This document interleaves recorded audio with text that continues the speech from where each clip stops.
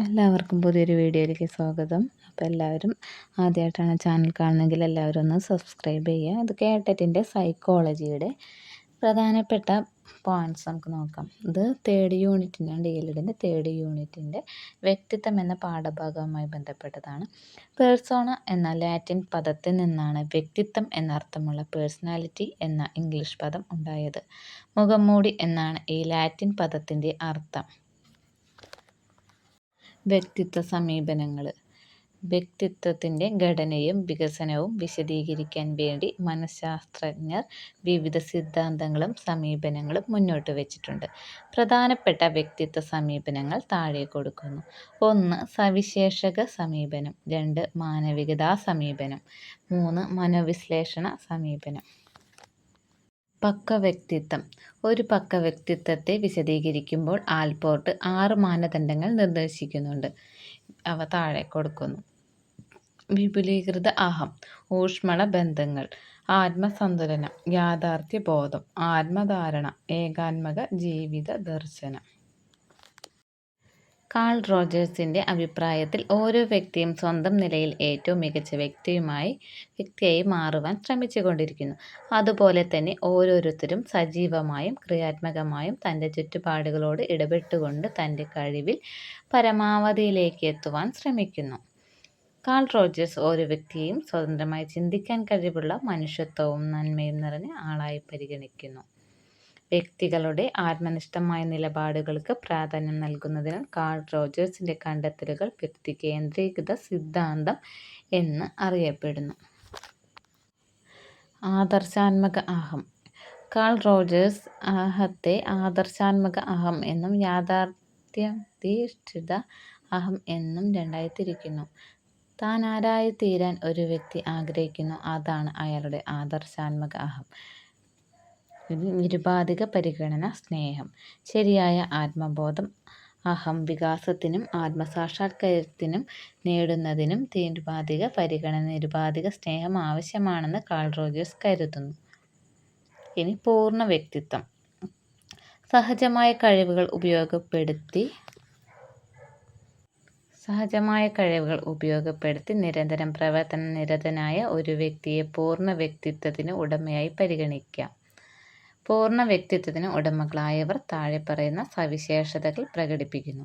അനുഭവങ്ങളെ തുറന്ന മനസ്സോടെ ഉൾക്കൊള്ളുന്നു. അനാവശ്യമായ എതിർപ്പുകൾ ഇത്തരക്കാർ പൊതുവെ പ്രകടിപ്പിക്കാറില്ല. ജീവിതത്തിലെ ഓരോ നിമിഷത്തെയും പ്രായോഗിക സമീപനത്തിലൂടെ നേരിടുന്നു. അബ്രഹാം മാസ്ലോയുടെ ആവശ്യങ്ങളുടെ ശ്രേണിയാണിത്.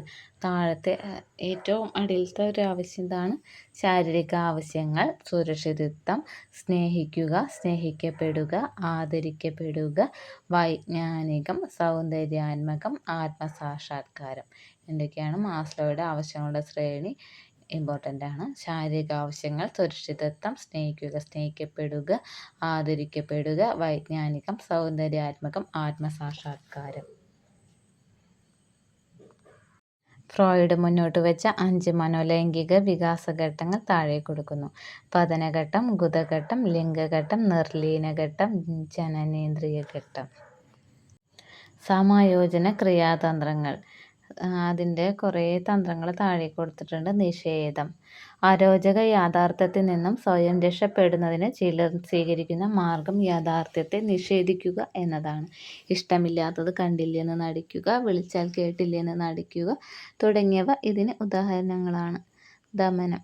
വേദനാജനകമായ അനുഭവങ്ങളും മാനസിക സംഘർഷങ്ങളും സാക്ഷാത്കരിക്കാനാവാത്ത ആഗ്രഹങ്ങളുമൊക്കെ അബോധ മനസ്സിലേക്ക് തള്ളിവിടുന്ന പ്രക്രിയയാണ് ദമനം.